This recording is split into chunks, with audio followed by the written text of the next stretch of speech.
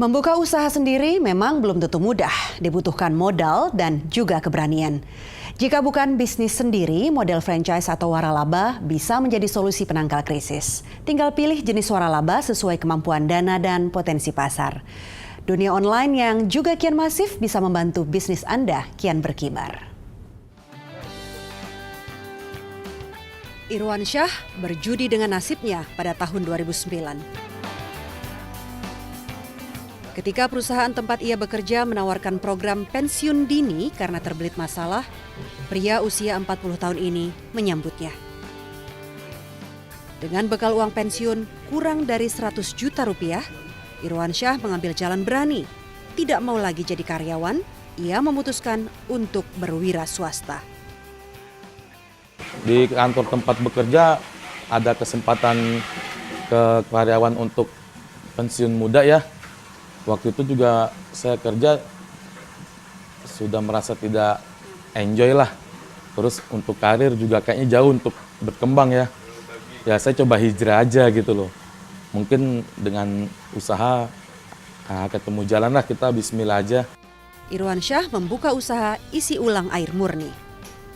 Awalnya ia hanya menjadi pengantar air kemasan galon.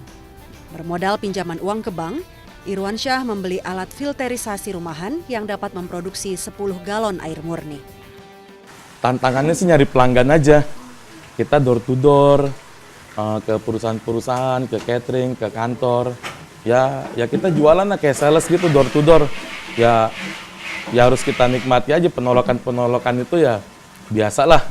Saya anggap biasalah. Kita tuh juga sering ditawarin produk juga kita nolak kan.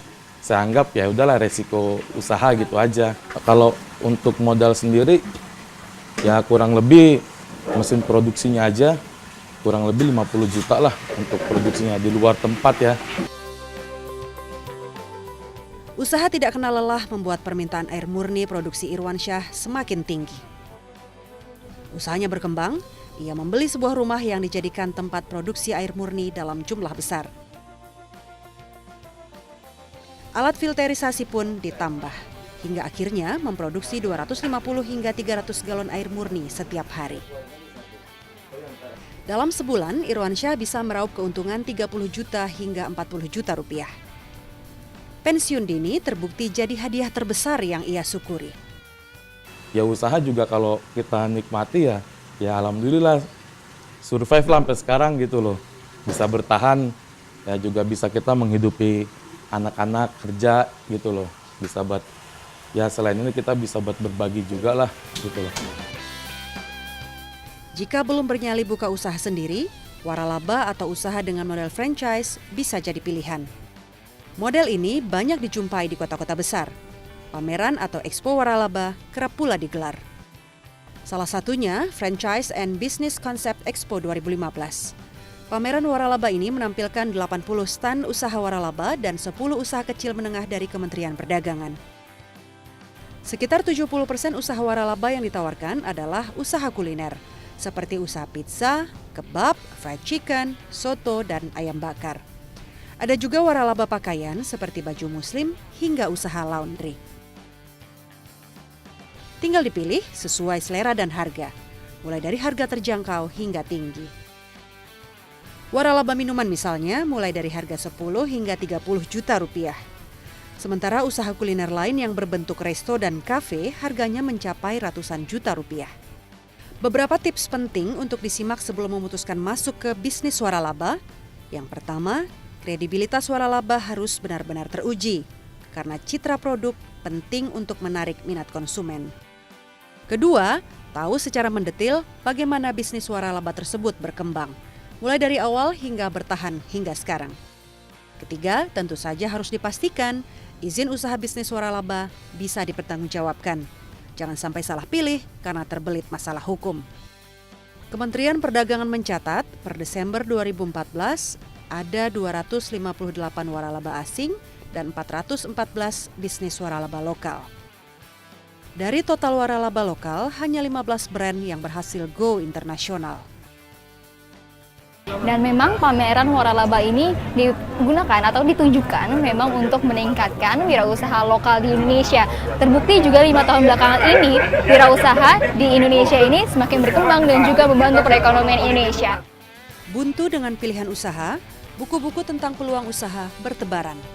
Pelatihan wira swasta dan konsultasi usaha juga banyak terbuka. Rumah Perubahan Renald Kasali misalnya, merupakan wadah yang dikelola secara mandiri dan memberikan jasa pelatihan dan konsultasi manajemen perubahan untuk pengusaha, khususnya para pengusaha yang baru tumbuh dan bergerak. Ya, saat ini saya sudah bersama Profesor Renald Kasali. Selamat pagi, Prof. Selamat pagi, Desi. Prof, bagaimana cara menumbuhkan minat wirausaha khususnya usia produktif? Wirausaha itu pertama-tama tentu adalah harus dilatih rasa percaya diri seseorang. Jadi orang harus coba langsung bergerak, mencoba sendiri di lapangan, merasakan, dan kemudian diapresiasi. Pasti akan jadi. Sulit nggak mencoba memulai gitu? Sulit bagi mereka yang berasal dari keluarga kelas menengah dan banyak hal yang dilarang.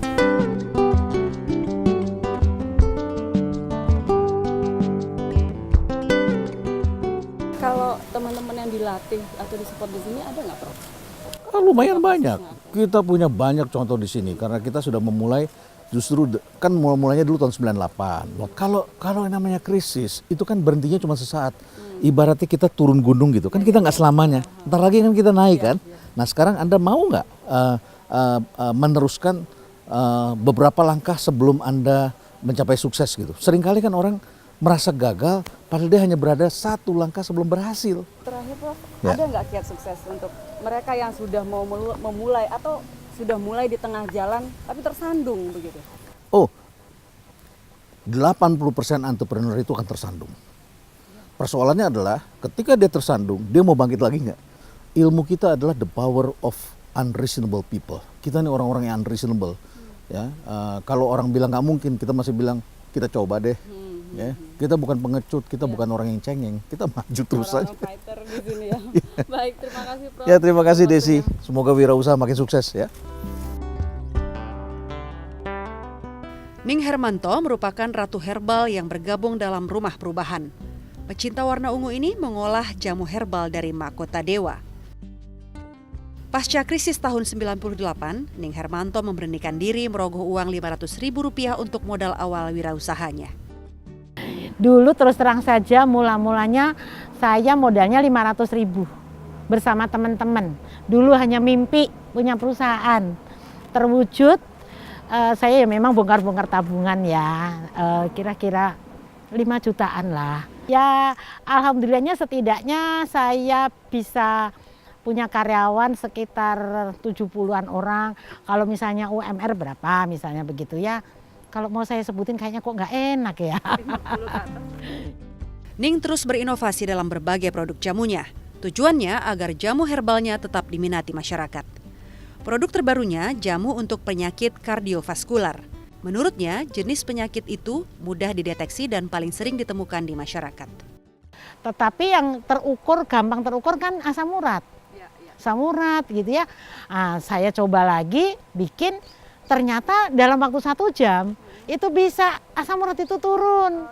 Iya, asam urat, diabetes, kolesterol 1 jam aja turun. Nah itu saya nggak sekedar testimoni kalau seperti itu. Saya telitilah secara ilmiah. Karena kebetulan saya juga mahasiswi kan. Gitu saya dibantu dosen saya membuat apa yang sudah saya lakukan, saya teliti itu dijurnalkan. Jadi jurnal ilmiah. Christotorus Richard yang juga ikut Rumah Perubahan adalah mantan pengusaha sawit yang berinovasi membuat bajai listrik. Kendaraan roda 4 ini 95% bahannya asli lokal, hanya 5% yang impor. Richard meriset kendaraan ini hampir 3 tahun. Setiap orang harus bisa mengembangkan potensi yang ada. Nah, semua itu lahir dari harapan. Kalau kita memberi harapan kepada setiap orang, saya yakin mereka akan berkembang. Bajai ini 95% produk dalam negeri. Jadi, sekali lagi kalau memang untuk wira-usaha, saya rasa harapan untuk bisa dalam masa krisis, jangan pernah takut, semua pasti ada jalan keluarnya. Bajai seharga 60 juta rupiah ini bisa menampung hingga 5 penumpang dengan kecepatan 40-50 km per jam. Jika izin kelaikan kendaraan telah keluar, bajai listrik karya Richard akan dijual ke pasaran.